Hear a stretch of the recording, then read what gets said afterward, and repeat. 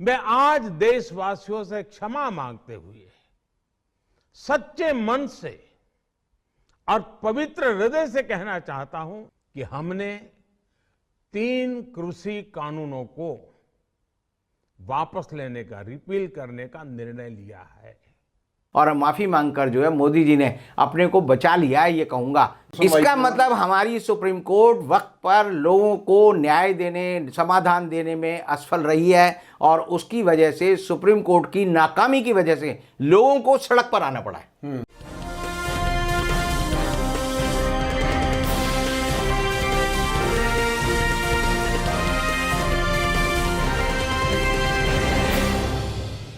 Hello, नमस्कार, आदाब, सत श्री अकाल और अस्सलाम वालेकुम। मैं हूं मोहम्मद अहमद काज़मी, लेकर आया हूं आपका पसंदीदा कार्यक्रम आपके रूबरू।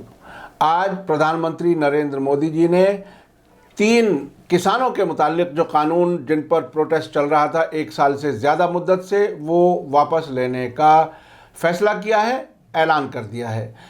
ये किसानों की बहुत बड़ी जीत समझी जा रही है। कुछ लोगों का कहना है कि ये किसानों की जीत नहीं, बल्कि प्रधानमंत्री और भारतीय जनता पार्टी की मजबूरी में ऐसा किया गया है।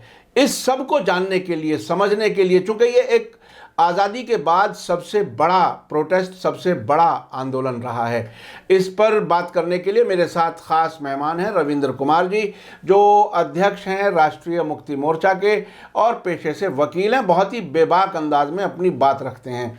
रविंद्र कुमार जी, वेलकम है आपका। मीडिया स्टार वर्ल्ड को आपने समय दिया। आप बताइए कि आज आपको कैसा लग रहा है, क्या कुछ है लोगों को बताने के लिए और क्या कुछ आप इसमें देख रहे हैं?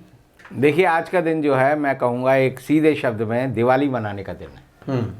यानी कि जो अभी हमने दिवाली 15 दिन पहले मनाई थी, जी। वो दिवाली नहीं थी। हाँ। ये आज असली दिवाली है। आज हिंदुस्तान का जर्रा जर्रा जो है खुश है। जी। और खुश इसलिए है क्योंकि किसान अपने हक की जो लड़ाई लड़ रहे थे, उसमें आज मोदी सरकार को अपनी हार माननी पड़ी है। मोदी जी व्यक्तिगत बातचीत में कहा करते थे कि मैं त्यागपत्र दे दूंगा, लेकिन तीनों किसान बिल किसी भी सूरत में वापस नहीं लूंगा। और आज मोदी जी को मजबूर होकर जो है किसान बिल बुंदेलखंड की सभा में जाकर वापस लेने पड़े, पब्लिक का ऐलान करना पड़ा। और एक तरह से आज जो है गुरु पूर्णिमा यानी पूर्णमासी के दिन जो है गुरु नानक देव का जन्मदिन पूरा पंजाब मनाता है, तो पंजाब में दिवाली मनती है। जी। लेकिन आज के दिन जो है पूरे हिंदुस्तान का किसान जो है अपने घरों में दिए जलाएगा और उसकी असली दिवाली आज है। और ये बताती है कि किसान की दिवाली से अब जो है अडानी अंबानी का दिवाला निकलना तय है। हाँ, आपने पिछले दिनों बताया था कि अडानी और अंबानी देश छोड़कर के भागने वाले हैं। क्या इस फैसले से और वो ज़रा तेज़ी आ जाएगी उनके भागने में, देश छोड़ करके? देखिए, देश में अडानी और अंबानी का घोषित राज चल रहा था। भारतीय जनता पार्टी के मोदी जी और अमित शाह और आरएसएस, ये सब जो है देश को गुलाम बनाकर जो कंपनियां हैं, कंपनी राज जाने की कोशिश कर रहे थे। उस पे किसान जो है एक तरह से अड़ गए और उन्होंने ये तय किया कि हम जान दे देंगे, कुछ भी करेंगे।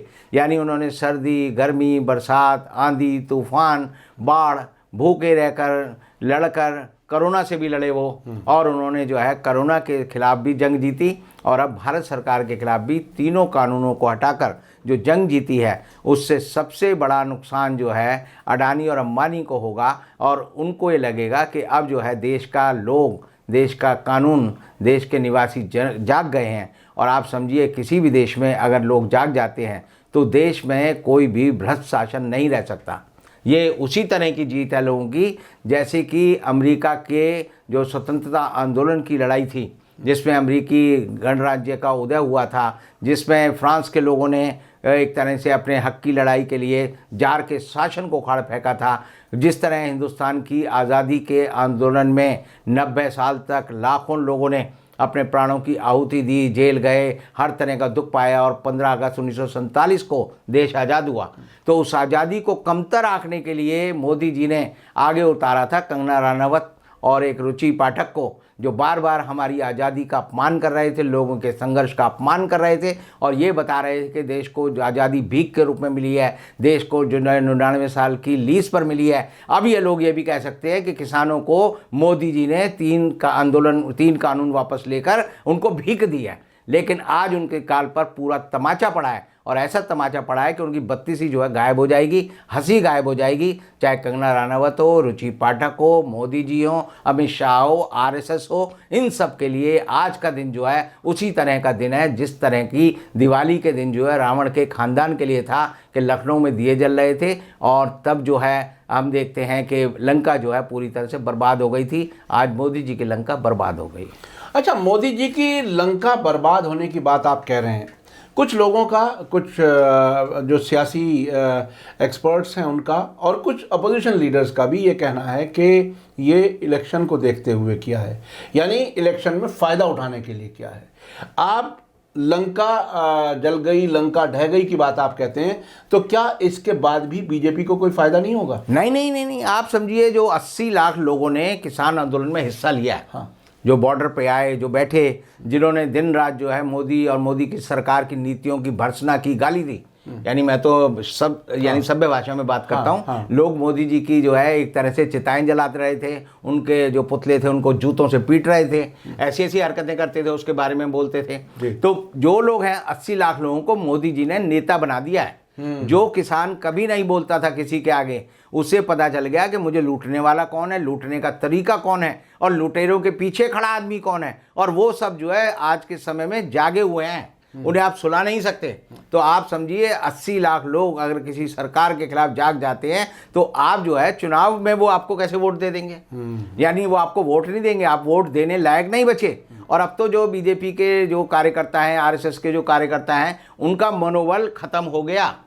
उनके लिए तो ये जो है अब एक तरह से उदासी का दिन है, उनके लिए एक तरह से गम की ये आज की सुबह है। और आप समझिए कि वो जाके काम कर सकेंगे, लोग इनको गांव में नहीं घुसने देंगे। लोग इनको ये जो भगवा पहनकर घूमते हैं ना, जो भगवा पहन के अगर बेचारा शरीफ साधु भी मिलेगा तो उसको भी लोग जो है हिकारत की निगाह से देखेंगे। तो इनका तो मनोबल खुद टूट गया है, और इनको चुनाव में फायदा नहीं होगा। इनको तो मजबूरी में, कि जैसे होता है कि भागते चोर की लंगोटी सही, कि मोदी जी को लगा कि लोग जो है दिल्ली में आकर, क्योंकि किसानों ने कहा था कि हम 27 तारीख को, 26 तारीख को 5 लाख किसान दिल्ली की संसद को घेरेंगे। तो अगर 5 लाख किसान दिल्ली में आ जाते और वो संसद को घेर लेते तो ना पैरामिलिट्री फोर्स काम आती, ना हिंदुस्तान की फौज तो इस्तेमाल हो ही नहीं सकती अपने लोगों के खिलाफ। तो मोदी जी की हालत क्या होती, दिल्ली में अनार्की फैल जाती। अगर वो संसद के गलियारों में घुस जाते, अगर संसद की वो हर तरह से जो है अवमानना करते, तो मोदी सरकार को तुरंत इस्तीफा देना पड़ता। तो मोदी जी ने सोचा कि अकल अच्छी है कि वक्त से पहले जाग जाओ, वक्त से पहले माफ़ी मांग लो। और माफ़ी मांगकर जो है मोदी जी ने अपने को बचा लिया है। ये कहूँगा किसान की जीत जो है ये देश की जीत है, भारत के गणतंत्र की जीत है, भारत की जनता की जीत है, और इस बात की जीत है कि हिंदुस्तान की सुप्रीम कोर्ट वक्त पर फैसला नहीं करती। किसान आंदोलन जब लागू हुए उसके बाद लोगों ने पिटीशन डाली, सुप्रीम कोर्ट ने उस मामले को 2 साल के लिए टाल दिया। आप देखेंगे उससे पहले धारा 370 5 अगस्त 2019 को लगी, उसका मुकदमा सुप्रीम कोर्ट में चल रहा है, उस पर आज तक सुप्रीम कोर्ट ने फैसला नहीं किया। आप देखेंगे जब नोटबंदी हुई 8 नवंबर 2016 को, उसका फैसला सुप्रीम कोर्ट ने नहीं किया। एनआरसी सीए प्रोटेस्ट था, उसको नहीं सुनवाई। इसका मतलब हमारी सुप्रीम कोर्ट वक्त पर लोगों को न्याय देने, समाधान देने में असफल रही है, और उसकी वजह से सुप्रीम कोर्ट की नाकामी की वजह से लोगों को सड़क पर आना पड़ा है। और लोगों को सड़क पर आना पड़ा है तो उसका एक कारण ये भी है कि हिंदुस्तान का मीडिया बिक गया है। हिंदुस्तान का मीडिया गलत उनको जानकारी देता है। वो पहले कहता था कि ये खालिस्तानी आंदोलन में घुसाए हैं, वो एक कहते थे कि जी पाकिस्तानी आ गए, पाकिस्तानी आ गए, टूल किट आ गई। जी जी जी। अब वो टूल किट कहाँ है? दिल्ली पुलिस कहती है जी वो टूल किट का जो हमने केस दर्ज किया था वो फर्जी केस था, हम उसे विड्रॉ कर रहे हैं। लेकिन मजे की बात यह है कि एक भी अफसर को फर्जी टूल किट का मामला बनाने के लिए बर्खास्त नहीं किया गया। यानी ये बेशर्मों की सरकार है, ऐसी सरकार है जो कहती है कि हम पाप करेंगे, हर कुछ करेंगे, गलती भी मान लेंगे। मोदी जी ने भी गलती मानी है, दिल्ली पुलिस ने भी टूल किट मामले में गलती मानी, लेकिन हम जो है त्याग पत्र नहीं देंगे, क्योंकि हमें कुर्सी प्यारी है, हम कुर्सी के लिए पैदा हुए हैं, और कुर्सी से फेविकोल का जोड़ लगाकर जो है बैठ जाते हैं। अच्छा, अभी राकेश टिकैत का जो रिएक्शन आया है किसान नेता का, वो ये कह रहे हैं कि हम अभी आंदोलन खत्म नहीं करेंगे, आंदोलन तभी खत्म होगा जब कानून खत्म हो जाए, वापस ले लिया जाए। अभी तो सिर्फ ऐलान है, संसद में वापस होगा। हाँ। नोटिफिकेशन आना चाहिए। और ये सिर्फ 3 कानून नहीं है, 2 कानून और हैं। एक इलेक्ट्रिसिटी बिल का अमेंडमेंट, और एक जो है आवश्यक वस्तु अधिनियम, एसेंशियल कमोडिटी एक्ट जिसको इस सरकार ने अबॉलिश किया है उसको दोबारा लागू करवाना है। और ये जो बिजली बिल है जिसमें वो कहते हैं कि किसानों को सब्सिडी नहीं दी जाएगी, वो भी वापस करना है। यानी ये 3 बिल नहीं है, ये 5 बिल है। और 5 बिल जो है ये बिलकर जो है मोदी का मुक्का बनते हैं, जो किसानों के चेहरे पे उसने अडानी के कहने पर, अंबानी के कहने पे मारा है। और ये 5 बिलों का बारे में एक बार मुश्त फैसला होना चाहिए। और यही फैसला नहीं होना चाहिए बल्कि ये भी होनी चाहिए, इस देश की संसद जो है नकारा और निकम्मे ऐसे लोगों के हाथ में क्यों है जो संसद की प्रक्रिया का सम्मान नहीं करते। ये तीनों बिल जिस दिन पास हुए थे, मैंने आपको कहा था 1.5 सेकंड में तीनों बिल जो है राज्यसभा में पास हो गए थे। यानी राज्यसभा का उपसभापति जो था उसको जो है आज के दिन माफी मांगनी चाहिए कि उसने संसदीय गरिमा का, संसदीय लोकतंत्र का गला जो है राज्यसभा में बैठकर घोटा, और उसके बारे में कोई चर्चा नहीं है। सबसे बड़ी बात है किसान बिल का पास होना बताता है कि हिंदुस्तान की संसद जो है गुलाम संसद हो गई है। ये ऐसी संसद हो गई है जो कि एक दल की तानाशाही पर चलती है, और इस दल में किसी भी तरह से किसी भी राज्यसभा के दोनों सदनों में, राज्यसभा और लोकसभा यानी संसद के दोनों सदनों में लोकतंत्र की प्रक्रियाओं का पालन नहीं होता। तो मेरा ये कहना है किसानों की अगली मांग होनी चाहिए कि लोकसभा के स्पीकर को और राज्यसभा के सभापति को, दोनों का इस्तीफा जो है किसानों को मांगना चाहिए कि उनकी हिम्मत कैसे हुई कि उन्होंने ऐसे घटिया कानून को पास होने के लिए अपनी कुर्सी का दुरुपयोग किया। अच्छा, ये सरकार कानून इस तरह से, जैसे कि आपने बताया 1.5 सेकंड में कानून पास कर लिया, इसी तरह के कुछ और कानून भी पास हुए थे CAA NRC वाले। तो अब आपको क्या लगता है, क्या उसमें कहीं कोई चीज़ सरकार गौर करेगी? क्योंकि अभी तो प्रोटेस्ट, चूँकि कोरोना की वजह से, कोरोना की वजह बता करके वो प्रोटेस्ट ख़त्म कराया गया था। कुछ लोगों का कहना है कि प्रोटेस्ट वो ख़त्म नहीं हुआ, सस्पेंड हुआ है कुछ टाइम के लिए। तो आपको क्या लगता है, सरकार को उधर भी कदम वापस उठाने पड़ेंगे? चूँकि बहुत लोगों का कहना है कि प्रधानमंत्री जी भी अपने माँ बाप का बर्थ सर्टिफिकेट नहीं पेश कर सकते, उस टाइम होता ही नहीं था। CAA में 18 चीज़ें चाहिए आदमी को, जी जी, ये प्रूव करने के लिए कि मैं हिंदुस्तान का नागरिक हूँ, कि मेरी माँ कहाँ पैदा हुई, मेरा बाप कहाँ पैदा हुआ, उनका जन्म सर्टिफिकेट कहाँ है, वो किसी स्कूल में पढ़े, उनकी प्रॉपर्टी कहाँ थी। ये सारे दस्तावेज जो है आज के समय में मोदी जी, इवन भारत के राष्ट्रपति भी नहीं जुटा सकते, भारत के सेनाध्यक्ष भी नहीं दे सकते, भारत के सुप्रीम कोर्ट के प्रधान न्यायाधीश हैं वो भी नहीं दे सकते। 18 की 18 शर्तें कोई पूरी नहीं कर सकता। और ये कानून जो है जनता के पूरे वोट देने के अधिकार, राइट टू वोट, यानी यूनिवर्सल एडेड फ्रेंचाइजी जो हमारे यहाँ है, उसको लोगों से चुरा कर, छीन कर उनको वोट विहीन करने की साजिश का हिस्सा है। और मैं आपको कहूँगा कि अभी जैसे किसान आंदोलन, किसान खड़ा है, किसान के बाद मजदूर खड़ा होगा, क्योंकि मजदूर के हक भी इन्होंने जो है निजीकरण की आड़ में पूरी तरह से अडानी अंबानी को बेच दिए हैं। जितनी भी संस्थाओं का निजीकरण कर रहे हैं उससे जो लोग बर्बाद हो रहे हैं, उससे जो लोग बेरोजगार हो रहे हैं वो भी खड़े होंगे।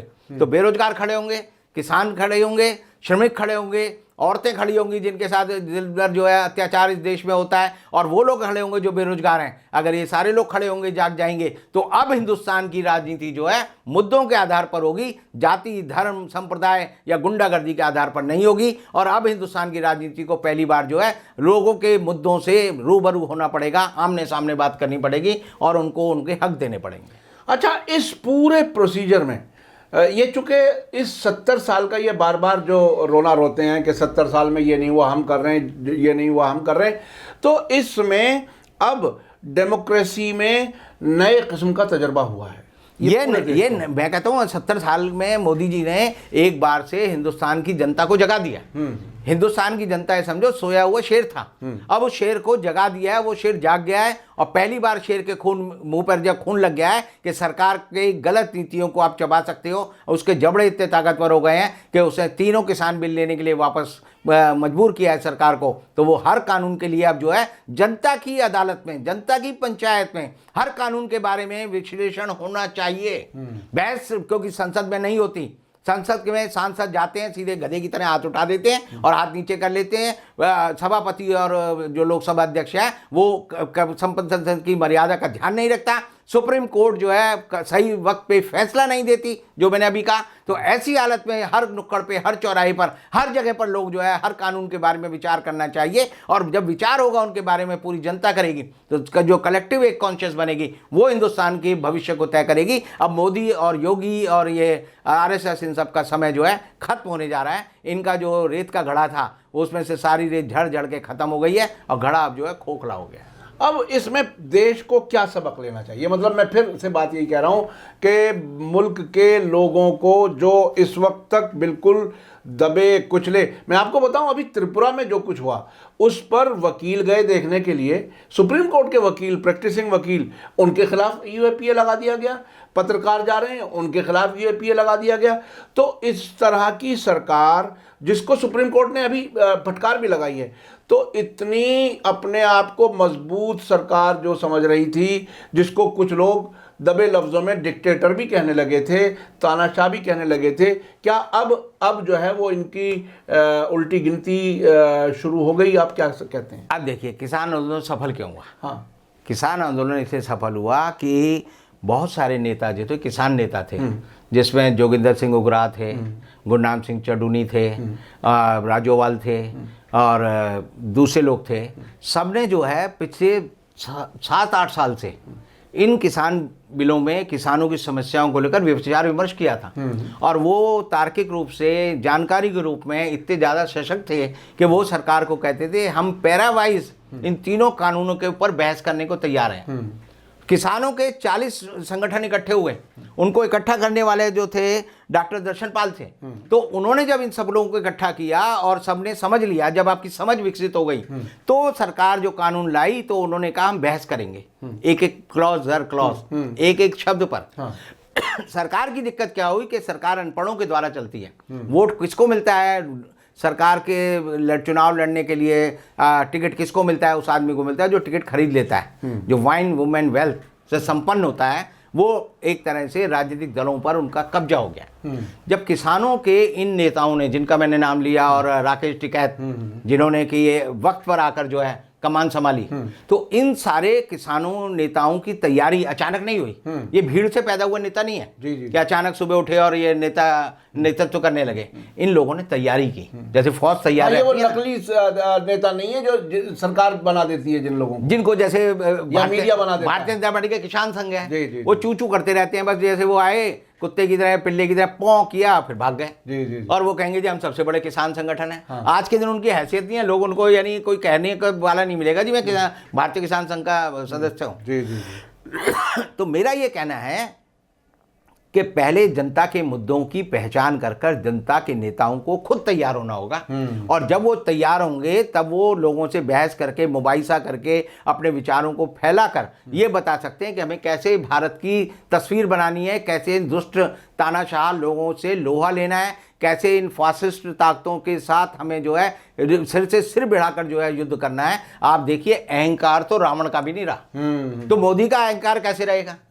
यानी दुनिया में सबसे ज्यादा ताकतवर रावण को मानते हैं। उसने सारे ग्रहों को, सारे देवताओं को अपने यहाँ बंदी बना लिया था, और उस रावण को, जिसका अहंकार इतना ऊंचा था, उसको अमित शाह कहते हैं कि वो सुशासन के उसने पाठों को अमल लाया।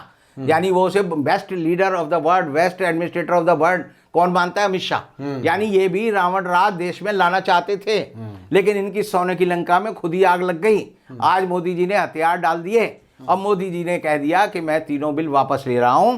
तो उसका नतीजा ये है, उसका एक हमारे को प्रेरणा या एक संदेश ये है कि देश के लोगों को सोचना पड़ेगा। हर समस्या के बारे में जब तक आप नहीं सोचोगे, तब तक इन दुष्ट लोगों से आप नहीं लड़ सकते। आपको, जैसे हम कहते हैं, पंजाब जो है वो sword arm of the India है, यानी वो भारत की सबसे शक्तिशाली भुजा है, क्योंकि जितने भी हमले हुए पंजाब की धरती से हुए। तो पंजाब के लोगों में एक आदत थी कि वो जो है हथियार चलाते थे। लेकिन आप देखिए, जितने नेताओं का मैंने नाम लिया कि जोगिंदर सिंह उगरा है, गुरनाम सिंह चडूनी है, बलबीर सिंह राजोवाल है, जगमोहन सिंह है, डॉक्टर दर्शन पाल है, इन लोगों ने पंजाब के लोगों को ज्ञान भी दिया।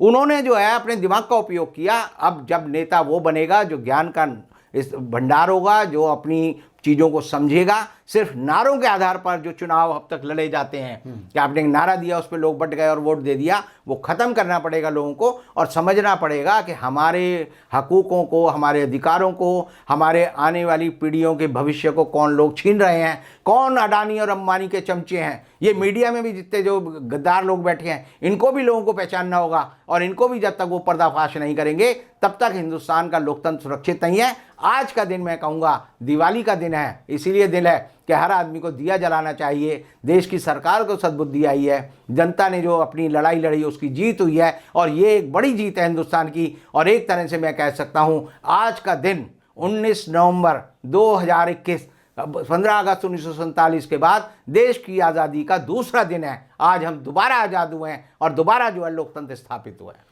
बहुत बहुत शुक्रिया रविंद्र कुमार जी, आपने बहुत ही मजबूती से आपने आज का दिन दिवाली का दिन भी बताया, आज का दिन आज़ादी का दिन भी बताया और मोदी जी के अहंकार के टूटने का दिन भी बताया। ये बहुत ही अहम है। दुनिया को, देश को, सबको और ख़ास तौर पे उन अंधभक्तों को ज़रूर सबक लेना चाहिए जो हर बात में देश के हित को नहीं बल्कि कुछ ख़ास लोगों को जो कुछ पैसा उनको दे देते हैं उनके लिए बोलते हैं, चाहे वो टेलीविज़न चैनल के डिबेट में जाकर के सवाल करना हो या दिल्ली के कनॉट प्लेस में जाकर के कैमरे के सामने कुछ भी झूठ बोलना हो। ऐसे लोगों को भी अब सबक लेना चाहिए। देखिए, भारत के प्रधान न्यायाधीश ने अदालत में कहा जी कि मीडिया चैनल पे बैठकर इनका एजेंडा होता है और ये प्रदूषण फैलाते हैं। जी जी, जी। यानी कि भारत के प्रधान न्यायाधीश की निगाह में, भारत की देश की सबसे बड़ी सर्वोच्च न्यायालय की निगाह में ये सारे मीडिया चैनलों पे जो डिबेट होती है ये सिर्फ फर्जीवाड़ा होती है, बेवकूफ़ी होती है, बेकार के मुद्दों को उठाने की होती है और सुप्रीम कोर्ट के संज्ञान में है। सुप्रीम कोर्ट उस पर टिप्पणी कर रहा है कि तुम प्रदूषण फैला रहे हो। तो ये जो है मानसिक प्रदूषण फैलाने वाले टीवी चैनलों पर भी रोक लगेगी। मेरा ये मानना है उनको अकल आनी चाहिए। बहुत बहुत शुक्रिया। इसी के साथ मुझे दीजिए इजाज़त। धन्यवाद, शुक्रिया। जय भारत, जय हिंद। मीडिया स्टार वर्ल्ड के और वीडियो देखने के लिए हमारे चैनल को सब्सक्राइब करें और सीधे नोटिफिकेशन पाने के लिए बेल आइकन दबाएं। और अगर हमारी खबर सच्ची और अच्छी लगे तो अपने व्हाट्सएप, इंस्टाग्राम, फेसबुक और ट्विटर अकाउंट पर ज़रूर शेयर करें।